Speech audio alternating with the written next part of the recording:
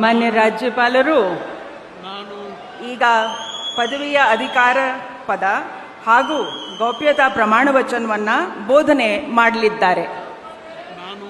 ನಾನು ಡಿ.ಕೆ. ಶಿವಕುಮಾರ್ ಎಂಬ ಹೆಸರಿನಾದ ನಾನು ಕಾನೂನು ಮೂಲಕ ಸ್ಥಾಪಿತವಾದ ಭಾರತದ ಸಂವಿಧಾನ ವಿಷಯದಲ್ಲಿ ನಿಜವಾದ ಶ್ರದ್ಧೆ ಮತ್ತು ನಿಷ್ಠೆಯನ್ನು ಹೊಂದಿರುತ್ತೇನೆಂದು ನಾನು ಭಾರತದ ಸಾರ್ವಭೌಮತ್ವವನ್ನು ಮತ್ತು ಅಖಂಡತೆಯನ್ನು ಎತ್ತಿ ಹಿಡಿಯುತ್ತೇನೆಂದು ಮತ್ತು ಕರ್ನಾಟಕ ರಾಜ್ಯದ ಮುಖ್ಯಮಂತ್ರಿಯಾಗಿ ನನ್ನ ಕರ್ತವ್ಯವನ್ನು ಶ್ರದ್ಧಾಪೂರ್ವಕವಾಗಿ ಮತ್ತು ಅಂತಃಕರಣಪೂರ್ವಕವಾಗಿ ನಿರ್ವಹಿಸುತ್ತೇನೆಂದು ಭಯ ಅಥವಾ ಪಕ್ಷಾತೀತವಲ್ಲದೆ ರಾಗ ದ್ವೇಷವಿಲ್ಲದೆ ಎಲ್ಲ ಬಗೆಯ ಜನರಿಗೆ ಸಂವಿಧಾನಕ್ಕೆ ಮತ್ತು ಕಾನೂನಿಗೆ ಅನುಸಾರವಾಗಿ ನ್ಯಾಯಯುತವಾಗಿ